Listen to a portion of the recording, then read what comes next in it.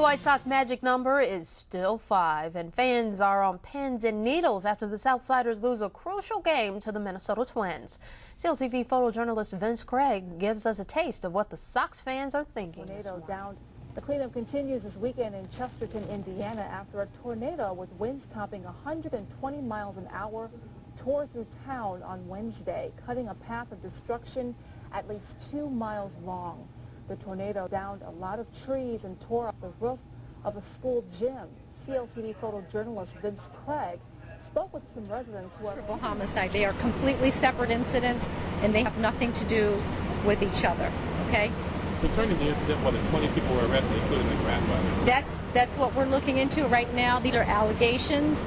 The matter will be referred to the Independent Police Review Authority, who will thoroughly investigate, but right now we have allegations. There was an incident in the 6th District, but the only thing that we can confirm at this point is that we will look into the matter and refer the matter to the Independent Police Review Authority. The family is talking about suing the police department. Do you have a response to that? Again, these are allegations at this point, and the Independent Police Review Authority is the official purview to investigate the allegations. So right now we have allegations. We don't have any facts. We just have allegations, and we will just wait for them to complete an investigation. In addition to you finding drivers that failed to buckle up, how often do you find that passengers also fail to buckle up as well? They seem to go hand in hand. It's not uncommon to have the driver unbuckled and the passenger unbuckled. So I think somebody has to set a standard here. If the driver buckles up, perhaps that passenger will. A passenger is just as likely to die in a crash that perhaps was survivable if they would only put their seatbelt on. A lot of what we see is passengers actually being ejected out of a vehicle and it goes into a roll. And if they'd only taken that extra second to just click it, they probably wouldn't, they'd be with us today. If a car is pulled over because someone does not have a seatbelt and the passenger is unbuckled, who gets the ticket? They both will be getting the citation. On my way down to the game, I'm making sure, I'm filling up with a lot of water and fruits and things of that nature so that I can have energy to do well at the end of the game. I'll remember that next time you're draining a 3 at the end of regulation. But is there anything else you like that I didn't ask you about? Just stay tuned. The Bulls are going to be great this year. We have a lot of new young talent, as well as some seasoned veterans. So I think we're going to do a thing this year.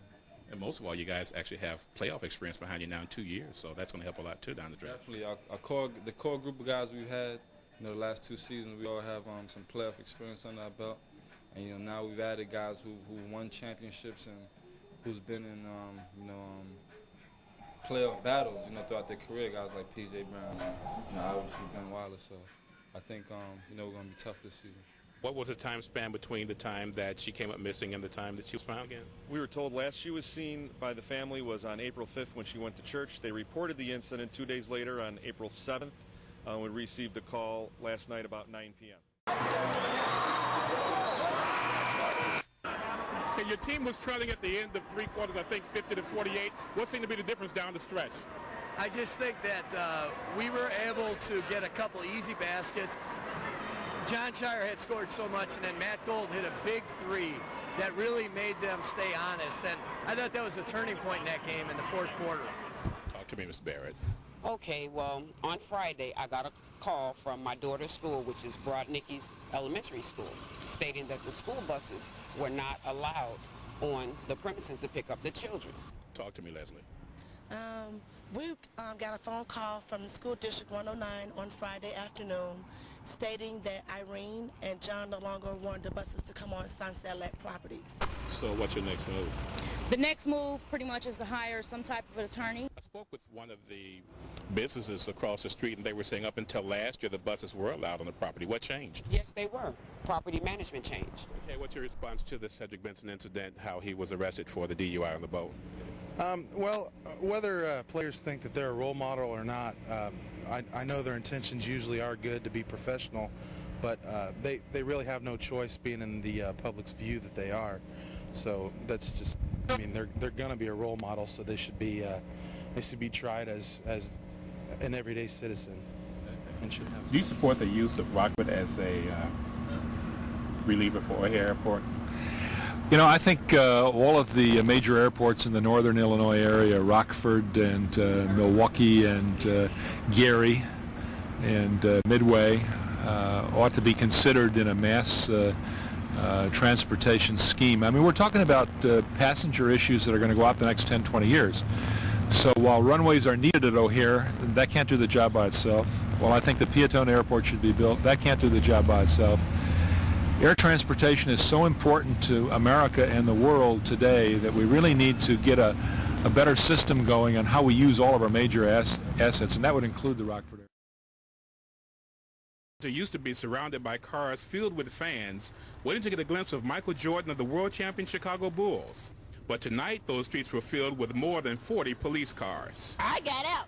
Soon as I seen all this happen, they get the fight. Then security guys trying to come in and break it up. The security guys ain't making one trying to move towards conflict. I was trying to move away. I got out as soon as possible. When I see the police, I figured that's my safety. Two local high school teams were engaged in battle on the court, while dozens of spectators were involved in a different battle near the concession stand. You know, better because that security guys trying to jump in, trying to step in and break it up, they was hitting the security guys too. Then next thing you know, people laying down on the ground or whatever. One of those laying on the ground was an off-duty police officer working as a security guard at the United Center who suffered a heart attack while trying to assist in breaking up the brawl. He was taken to nearby Presbyterian St. Luke Hospital. A student of one of the two schools was also injured and taken to a nearby hospital. Some boy had knots all on his face, teeth gone. But there seems to be no secret as to why the brawl took place to begin with. I seen the fight, and the guy, he said they basically got into like started exchanging words. And so when they was exchanging words, then the guy just swung, and then everybody just started jumping on everybody. They got mad because their team was down. Then it just started a big conflict, and some people just can't hit any way to fight. Police were able to restore order at the United Center, and no arrests have been made. But one thing is certain, in Chicago high school basketball, it's not how you play the game, it's whether you win or lose. Jealously, they be losing, and they don't want to feel embarrassed over them. The excitement surrounding the Bulls makes fans reminisce about a time when Chicago boasted 6 championship rings in 8 years. CLTV photographer Vince Craig talks with fans who say this new era reminds them of the old. Remaining in regulation, the inbound.